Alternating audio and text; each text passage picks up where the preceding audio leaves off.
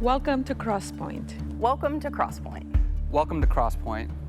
We are an inclusive faith community seeking to live out the loving, just, and generous way of Jesus.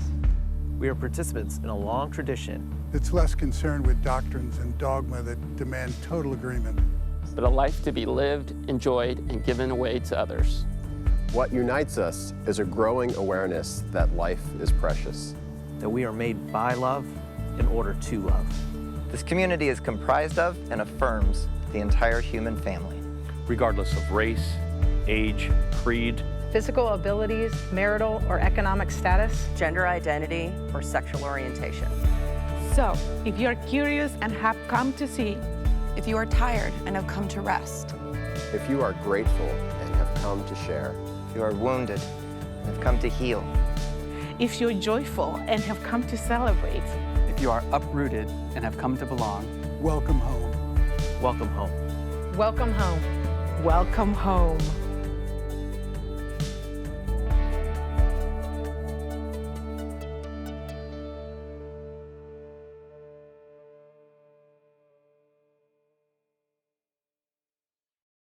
Good morning, Crosspoint.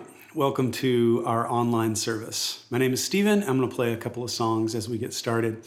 This week, someone in the Crosspoint community emailed me with a few lyrics to a song and asked if I could help him figure out what song it is. And I responded and said, the reason you can't find it is because it is a Crosspoint original song from about a decade ago. We've sung this song a lot. So, and then in finding that song, a recording to give to this man, I also ran across another Crosspoint original. And I thought we would just do a couple of homegrown songs to get started this morning. So we're glad you're with us, and here we go.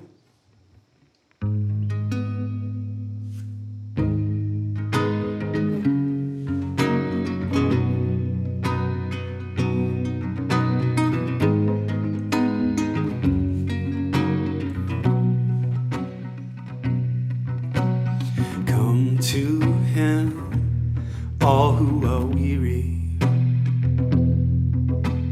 Come to him, all who are low. Remember now that he will not leave us.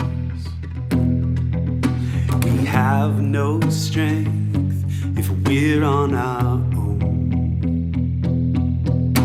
We take our burdens, lay them down at the cross where hope is found. You lift our souls up from the grave. Only love like yours can save.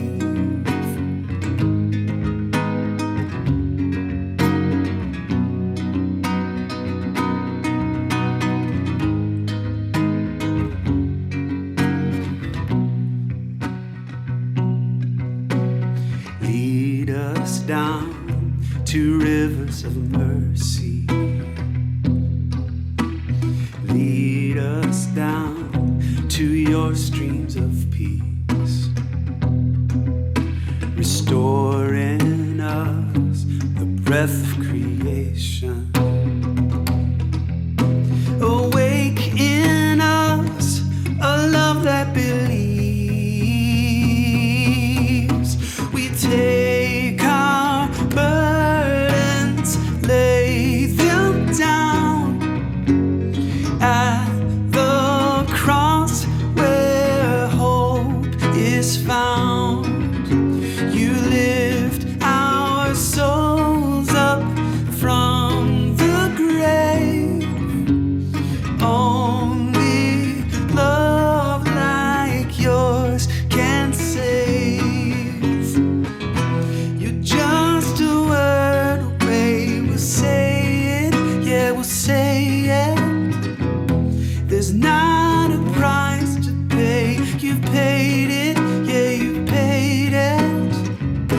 You're just a word away. We'll say it,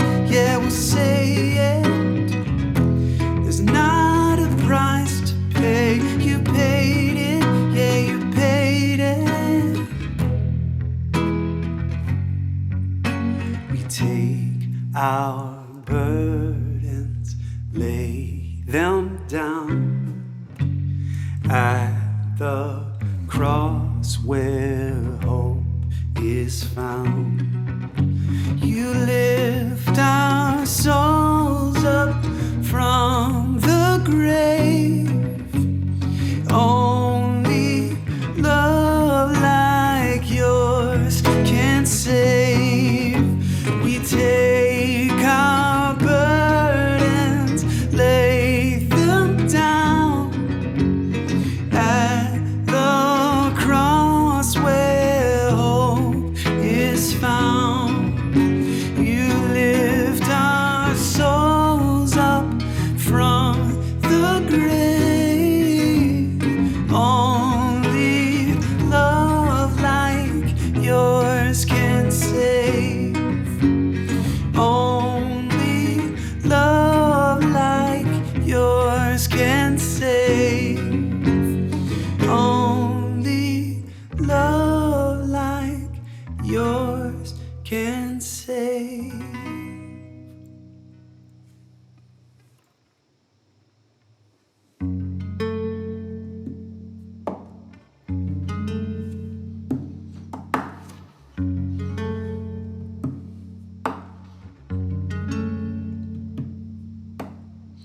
You are the same, yesterday, today, and forever.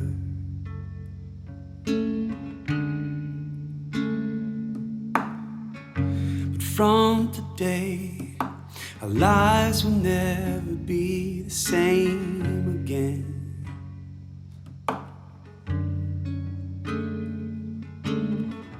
It's for freedom you've set us free,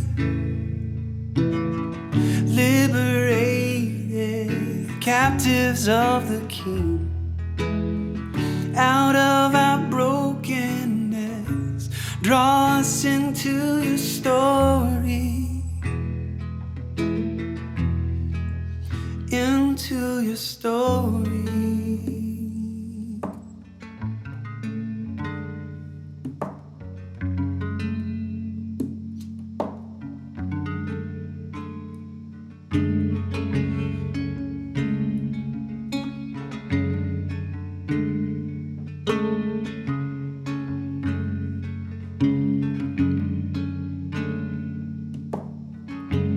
Fully now, surrendering to be fully free.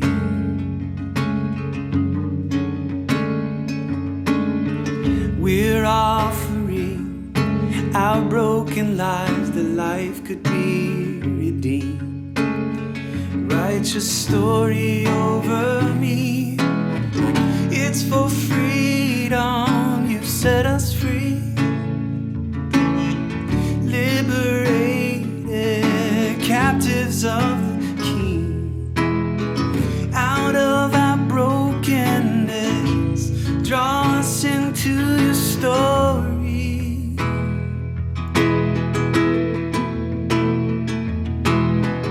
It's for freedom you set us free,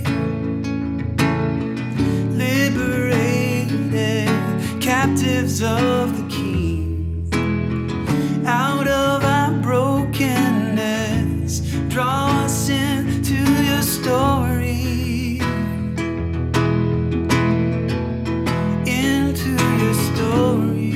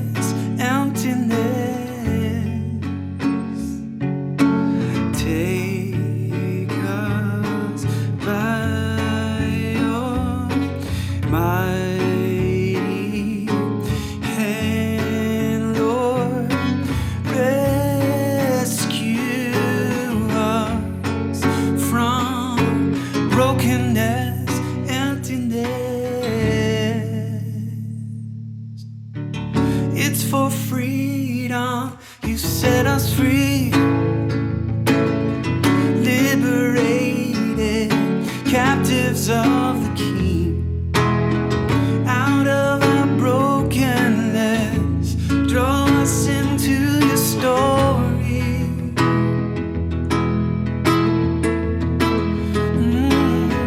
It's for freedom, you set us free.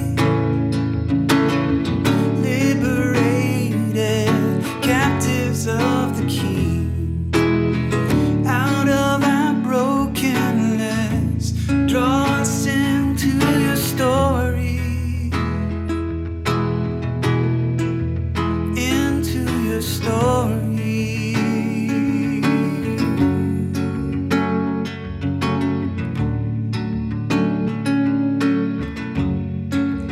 Into your story.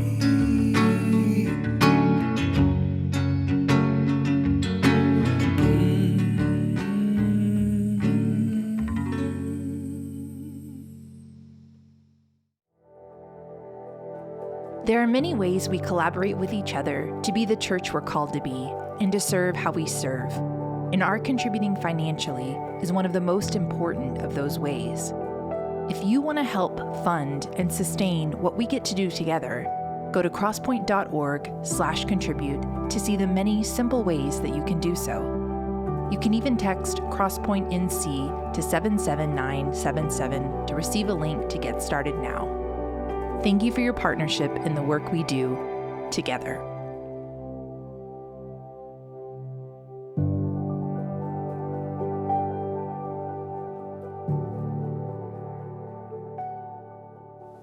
Today, I want to speak to you on a subject that I am so utterly unqualified to speak on that you would be well within your rights to just turn off your device right now and go do something else.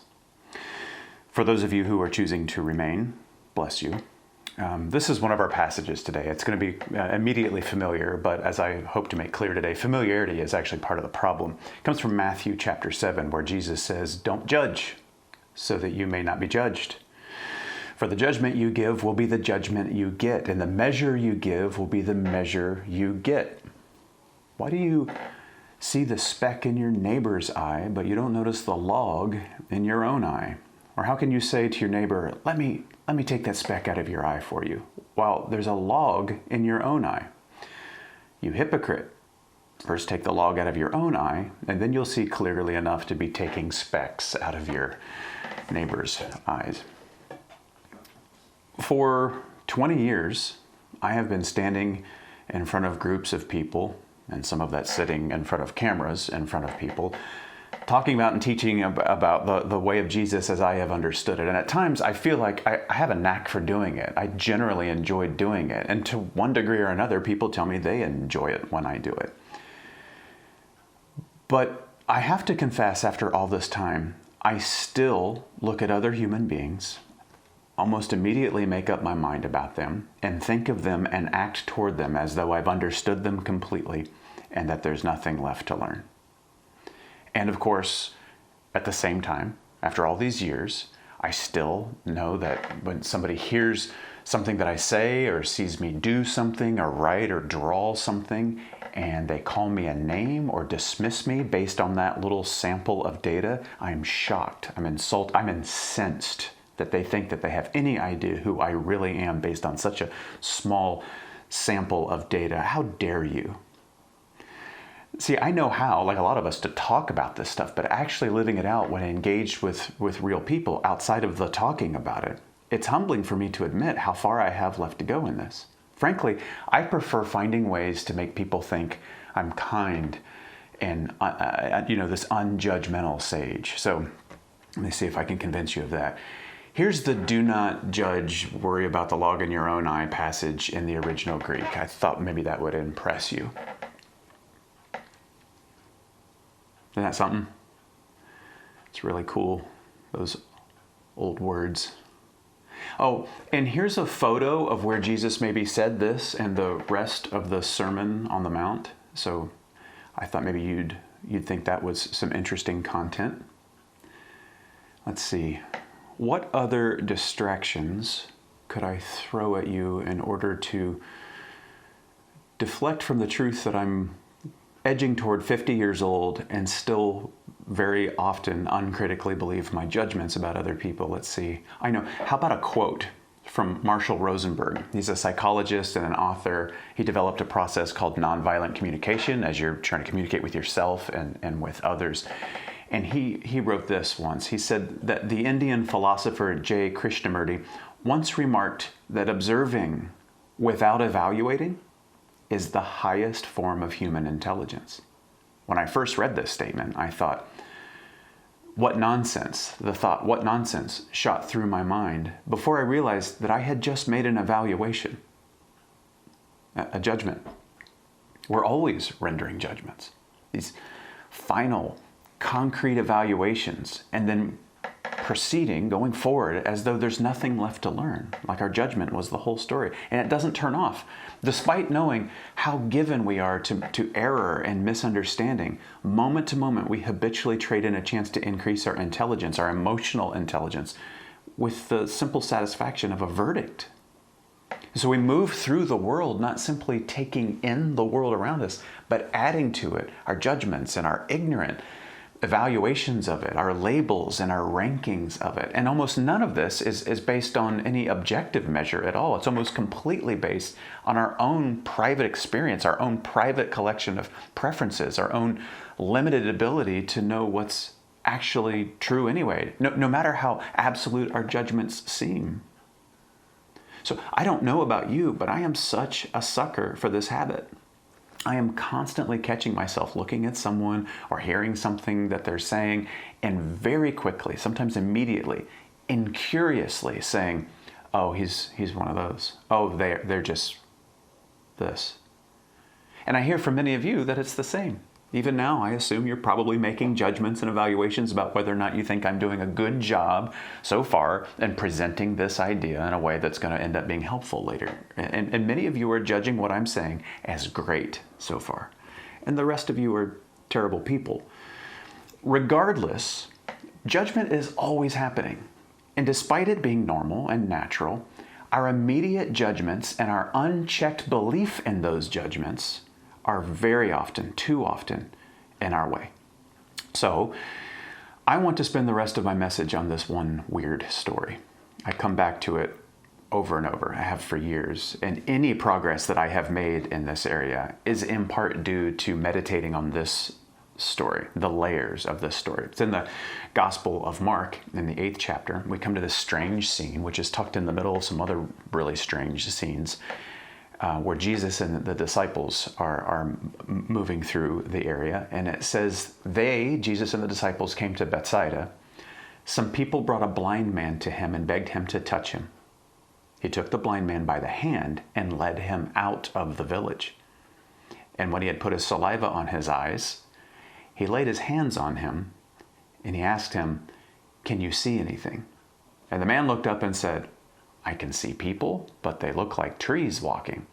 Then Jesus laid his hands on his eyes again, and he looked intently, and his sight was restored, and he saw everything clearly. Then Jesus sent him away to his home, saying, "Don't even go back into the village." So, some people bring a man apparently blind from birth to Jesus because they hear Jesus can heal bodies. And the first thing that Jesus does is he walks this guy out of town, because sometimes the only way that you're going to learn to see is if you get out of the familiar. And once out there, Jesus does this really COVID insensitive thing, at least. And he puts his own spit in this guy's eyes. And so we could talk for hours about this one move, and I don't think we'd understand it any better after all those hours. But it's interesting that there's no appeal to exotic magic. There's no impossible journeys to faraway wizards on some mountaintop. It's just Jesus and his spit, human spit. It's so simple and down to earth. It's almost insulting. And I wonder if it being insulting is maybe even part of the point. But then it goes from weird to weirder. Because then Jesus does this, and then he asks, sort of, did it work? And the guy's like, maybe. I think I'm seeing people, but they look to me like how I imagine trees would look.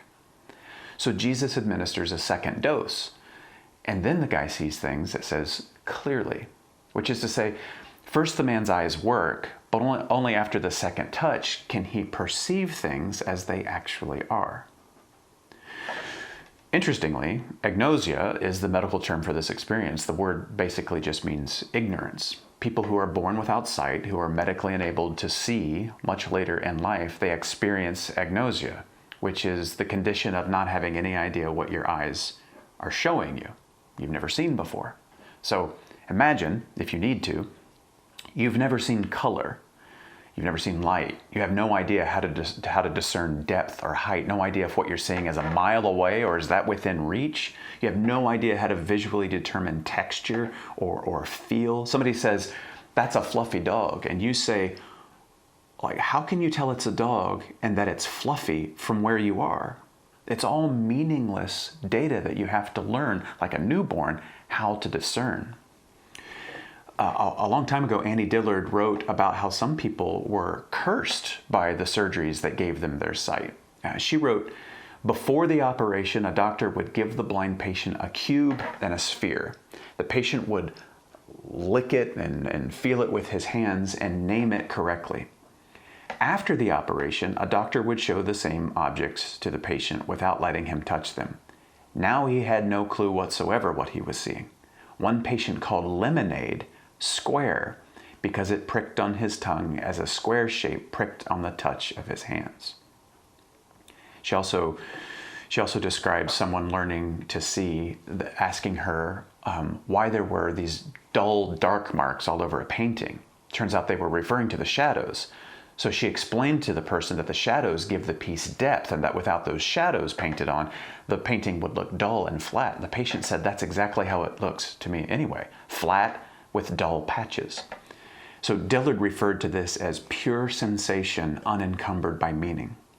They didn't have like this whole set of meanings and reasons for what they were seeing. It was just what it is, patches of light and color that the rest of us make up our mind about sort of automatically.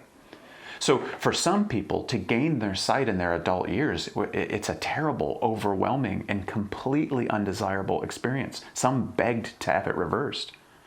This constant stream of visual data without the ability to discern what they are seeing is for some maddening. For others, it was a source of wonder. Dillard describes this girl that she just stared motionless and speechless in a garden and referred to the tree she was staring at as a tree with lights in it. And Dillard said she envied these types that just would walk around saying, oh my God, to everything because of the beauty of color and light that they were just now discovering despite it being in their midst all this time. Things that the rest of us can see, but we're not in awe of anymore because we already, allegedly, know everything about that. We've made up our minds to the extent that we can no longer enjoy pure sensation unencumbered by meaning, unencumbered by judgment. So the man that Jesus heals sees people and thought they might look more like the trees as he had previously imagined them.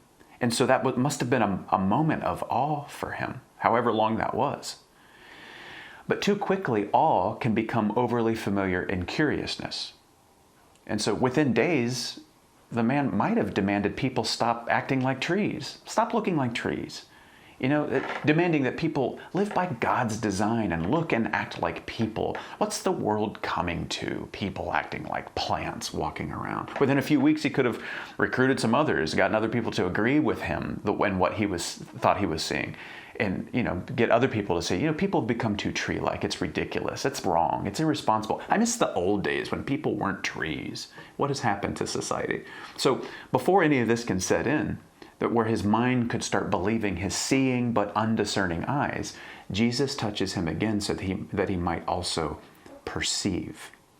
Perceive, of course, is an English word made of two other words that mean to entirely seize or take completely, not partially, not with the cataracts of our moralized preferences or our prejudices or habitual disinterest or even our hate, but to take in completely as it is. Because seeing is a miracle, no doubt, but discerning what you're seeing is no less miraculous. To take the time and effort to really perceive, despite having minds that are always pressured to pick a side and to resolve tension, to settle complexity as soon as you can, that's a miracle too, to perceive with all that going on. So Jesus invites us beyond our eyes to actually know what and who we're seeing so that we don't confuse our ignorance for reality.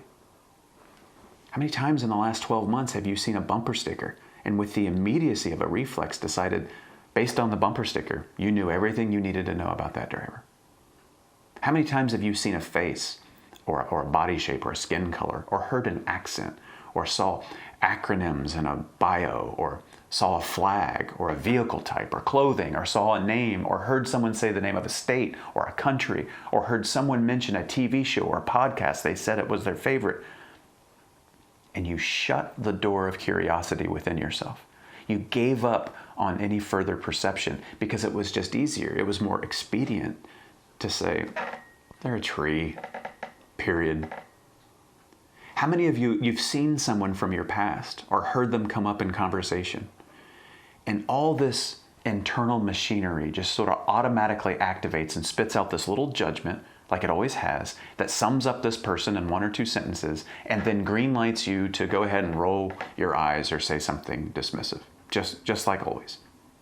Or how many times in the last year have you looked in a mirror and thought of yourself in the context of your relationships or whatever, and you use the same negative bias against yourself that you've used since you were a child? You're the wrong person. You're deficient. You're stupid. You're awkward. You're undesirable somehow. You see yourself as no more than a tree walking, and that's all there has ever been to you. And how many times do all these judgments about ourselves and others find immediate justification? You could argue for it easy. It gets no scrutiny or pausing or humble, hang on a second. It's just true. They're the idiot. They're the fool. They're immoral. They're the exaggerator. They're immature. They're evil. They're the lost. They are the problem. They and their sawdust are what needs to be addressed. And our true blindness remains. I was up in my old childhood stomping grounds in Ohio for July 4th. And so I was already in this mental space of thinking, I'm here, but I don't belong here. I've always had this sense since I was a kid. But once you move away, you can go really full tilt on this, otherness and think you're really something when you do come back to visit home.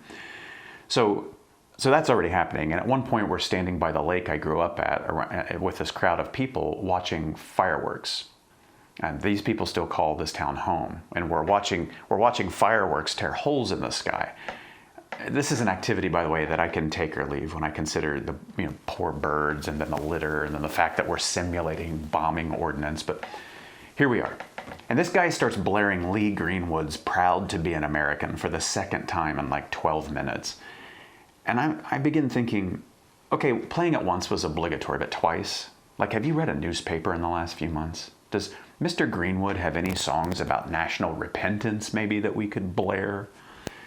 And then people started clapping for the fireworks because the explosions were coming closer together and they're getting louder. And then someone yelled "Yeehaw!" and the people out on the boats out on the water watching, they start honking their boat horns and just this cacophony of noise. It all started to feel, as generously as I could put it, beneath me. And please hear me, it's not beneath me, but it felt this way in that moment. I could feel myself trying to withdraw from it and be superior to it. And in my mind, I hear this voice say, Steve, what are you doing? The thing that's beneath you is this attitude of superiority and of thinking that you have any idea who any of these people are. And then I get this feeling that is where I felt like I was in, this scene is in lots of movies where there's this great big door trying to shut and I have to hold it open because once it closes, it's closed. It cuts off what was far better left open. The door is inside me and part of me wants it to close, but the better part of me, the part of me that truly believes Mr. Krishnamurti was right when he said the highest form of human intelligence is observing without judgment, without evaluating.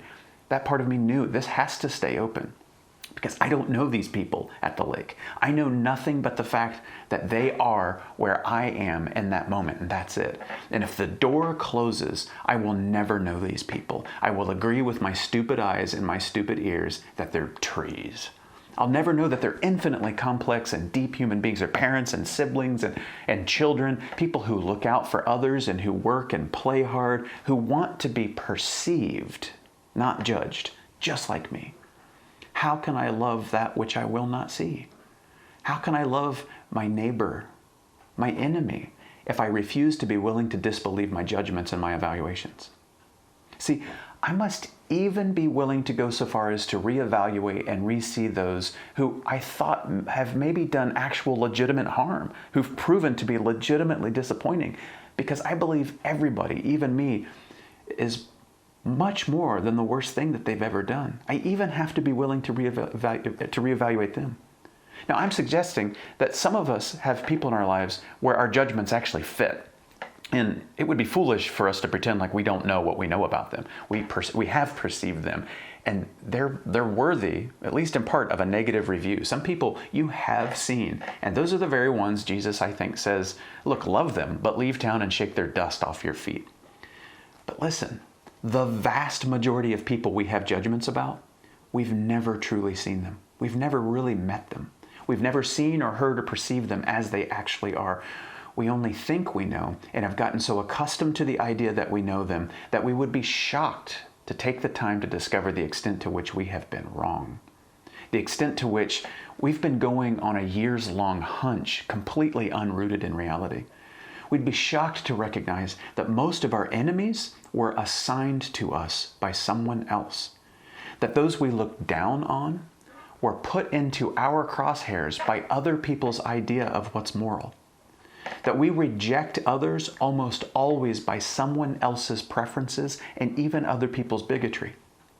That we dismiss and hate others not for who they are, but out of the projections of our own inner demons, our stuff that no one taught us how to deal with. And so therefore we continue to feel terror. The vast majority of people we have our minds made up about, they're not trees, they've never been trees. We just haven't loved enough and had courage enough to really see them. Anthony DeMello said it 1,000 different ways. Here's one of the ways he said it. Love springs from awareness. It's only in as much as you see someone as he or she really is here and now, and not as they are in your memory or your desire or in your imagination or projection, that you can truly love them. Otherwise, it's not the person that you love or hate, but the idea that you have formed of this person, or this person as the object of your desire or disdain, not as he or she is in themselves. There's nothing that sees like love sees. Love isn't blind. Love is actually seeing. To refuse to perceive is a refusal to love. It's just that simple. It's just that difficult. So, ask yourself, who is it in your life, in your world, in this country, on this planet? It's not so much that you need to forgive them, though you might. It's that you need to ask Jesus to touch your eyes again, because you might have gotten used to the idea of your general ignorance being, somewhat conveniently, all you needed to know. Who is that? Who is it that to forgive them is simply to pull back and to see their lives in context, in all its incredible nuance and complexity and richness, beyond the few things that you have gotten used to thinking that you know them by? Who is it that to really perceive them and see them as they are would take tremendous courage? Because you know if you did the work of really seeing them, you'd have to be kind to them. And being cold or disinterested or dismissive, that's become the way easier habit. For you, perhaps certain people right now, or groups, they bubble up in your head right now. The work ahead of you is sort of clearly laid out.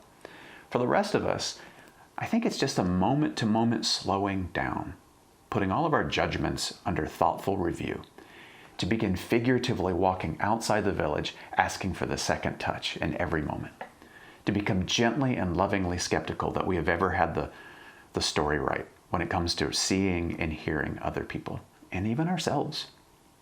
Not that we come to believe that excusing others' poor behavior is some Christian mandate. No, it's just that we're beginning to understand that people see others as trees walking, and most of the time, just blame the trees.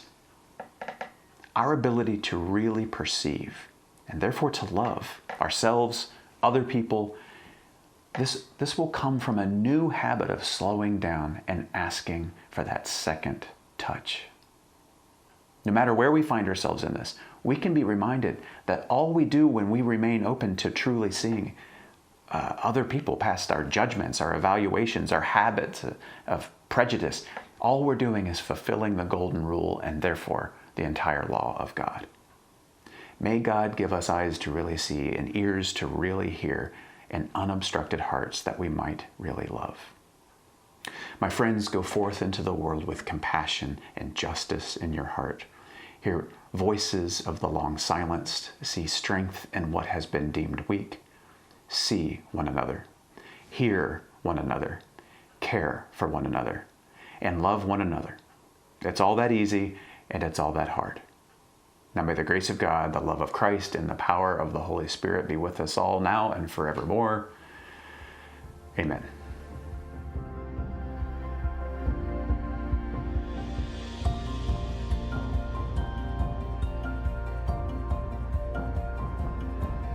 If you would like to know more or get connected to Crosspoint, go to crosspoint.org.